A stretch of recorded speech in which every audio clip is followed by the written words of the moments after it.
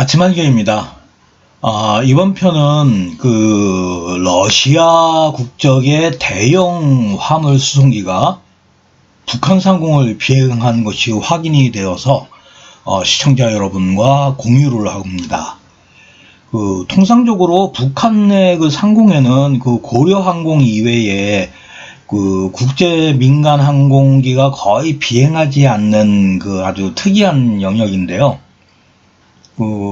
고려항공마저도 하루에 한 대가 있을까 말까 한데, 러시아 국적의 수송기가 북한 영공을 통과했기 때문에 이 의미가 뭔지, 그 다음에 내용이 뭔지 분석을 좀 해봤습니다. 우선 확인된 기종은 일류신 76TD 90VD 캔디드라는 화물 수송기입니다.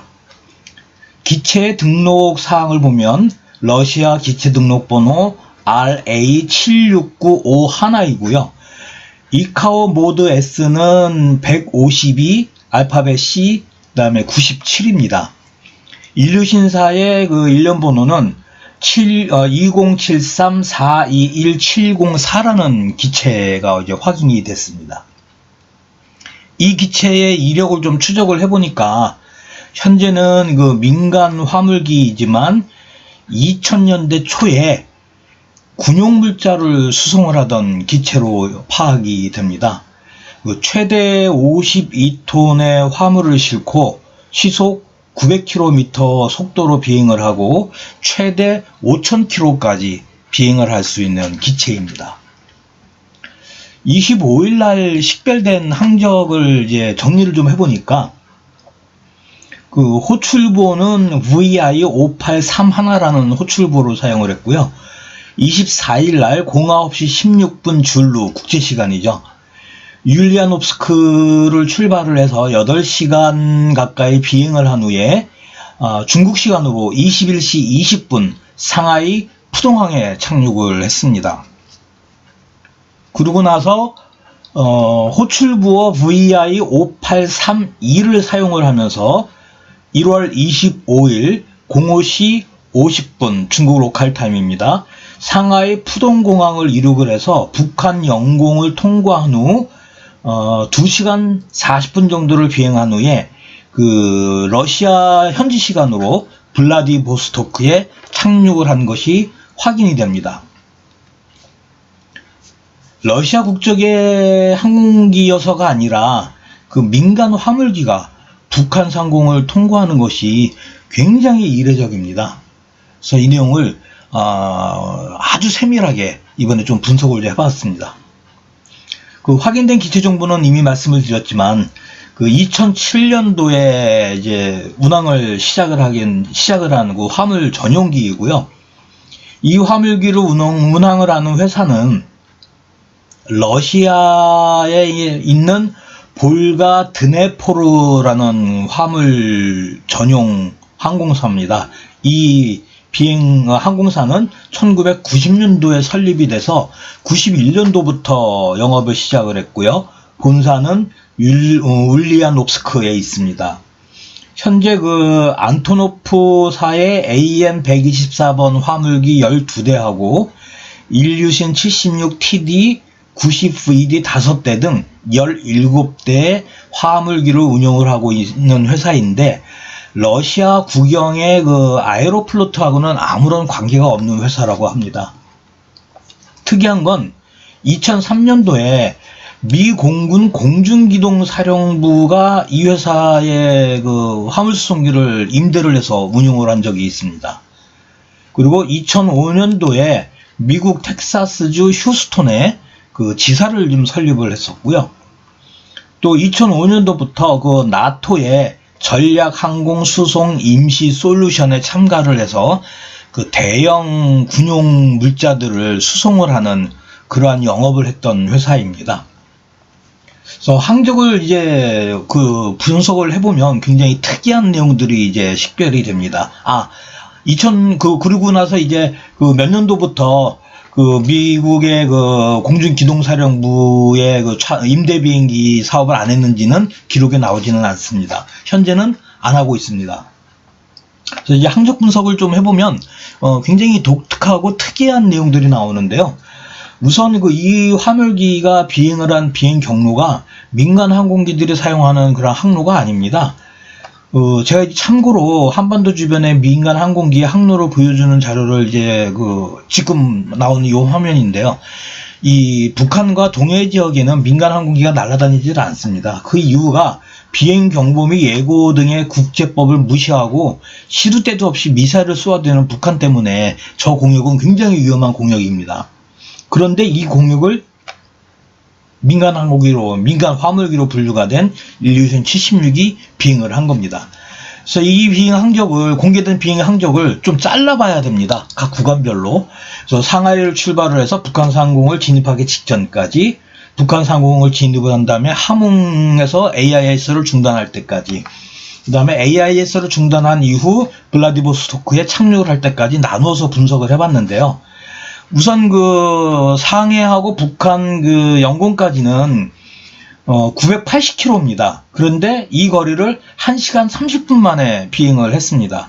그래서 평균 비행 속도가 653km입니다. 그 다음에 북한에 진입을 한 후에 AIS를 중단할 때까지 비행 시간이 17분입니다. 근데 이 거리가 300km 정도 됩니다. 그러면 속도가 시속 1058km가 나옵니다. 그런데 일루신 76은 최대 속도가 900km입니다. 시속. 있을 수가 없는 일입니다. 그래서 편차를 감안을 한다고 하더라도 이 구간을 최고 속도로 비행을 한 것 같습니다. 그 다음에 AIS가 중단되고 나서 블라디보스토크에 착륙할 때까지 50분이 소요가 됐는데 거리가 440km입니다. 평균 속도가 528km가 되고요. 결국 북한의 어떤 특정 지역은 최고 속도로 비행을 했고 AIS를 중단하고 나서 블라디보스토크까지는 다시 최고 속도의 반 정도로 줄여서 비행을 했다라는 그런 얘기가 됩니다. 만약에 AIS를 중단한 지점부터 블라디보스토크까지 최대 속도로 비행을 하게 되면 20분이면 갈 수 있는 거리입니다. 그런데 그 거리를 50분에 갔다라는 얘기는 30분 정도의 편차가 벌어진다는 얘기가 이제 결론이 나옵니다. 그래서 일단 또 하나는 이제 민간 항공기가 이제 북한 상공을 통과한 이유가 뭔가 이제 우리가 알아야 될 것 같은데요. 실제 북한 상공을 통과한 거리가 1900에서 한 2000km 됩니다. 그런데 통상적인 민간 항공기의 항로인 대한민국 영공을 통과해서 동해로 빠져나가면 1600에서 1700km 밖에 안 됩니다. 한국이 싫어서 대한해협을 통과하는 국제공역만 이용한다 해도 1800km 내외입니다. 결국은 지금 이 RA67695 비행한 코스가 굉장히 먼 거리를 선택을 해서 갔다라는 겁니다. 왜 이 민간 화물기가 경제성도 없고 상업성도 없고 효율성도 없는 북한 영공 제일 먼 거리, 제일 롱 디스턴스를 결정을 해서 비행을 했을까요? 이 부분에 대해서 굉장히 의문을 가져서 제가 항적을 위성지도로 굉장히 좀 면밀하게 뒤져봤습니다. 결국은 AIS를 중단한 지점을 이제 확대를 해보면 여기가 이제 평양 상공, 함흥 상공입니다.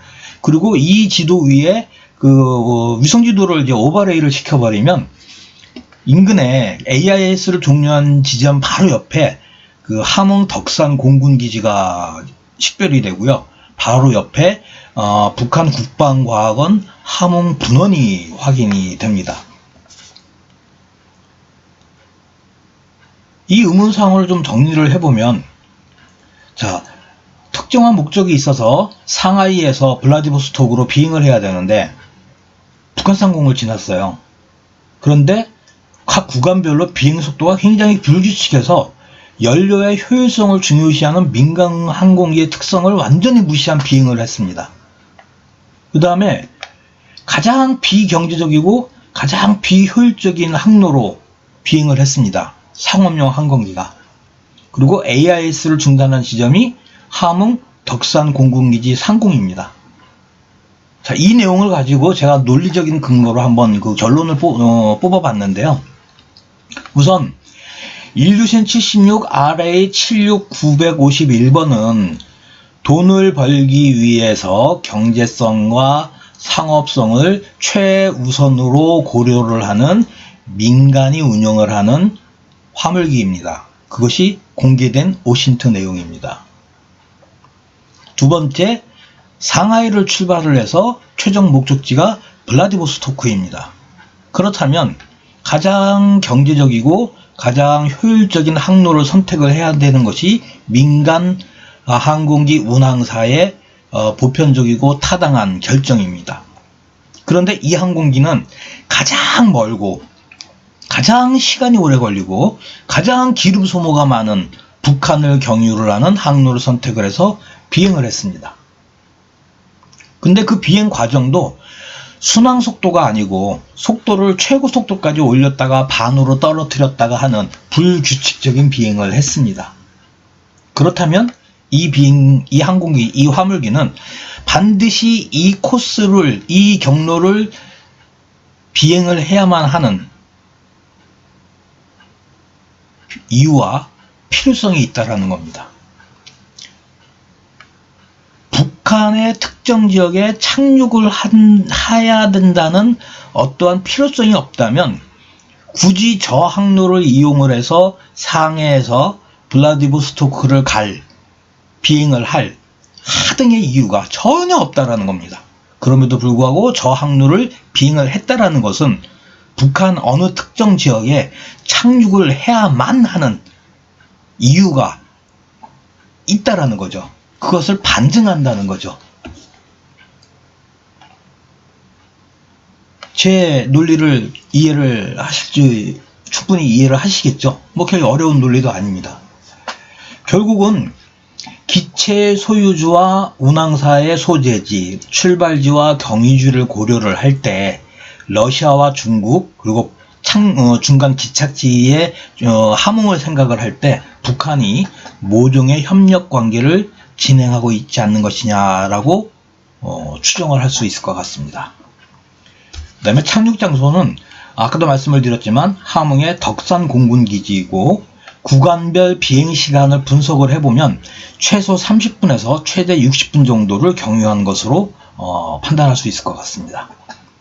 그러면 이 항공기가 수송을 한 그 화물이 도대체 뭐냐? 그건 모르겠습니다. 알 수도 없고요. 알려지지도 않겠죠.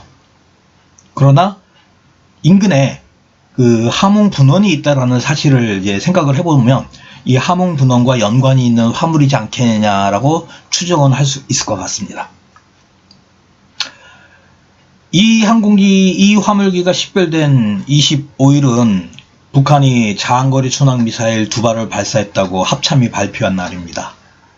그런데 합참이 발표한 장거리 순항미사일보다 본인은 이 의문스러운 화물 수송기가 더 무겁게 본인에게 다가옵니다. 52톤의 화물을 실을 수 있는 대형 수송기가 항적과 비행 시간을 조작을 해가면서 북한에 착륙하지 않은 것처럼 항적을 만들었다는 거죠.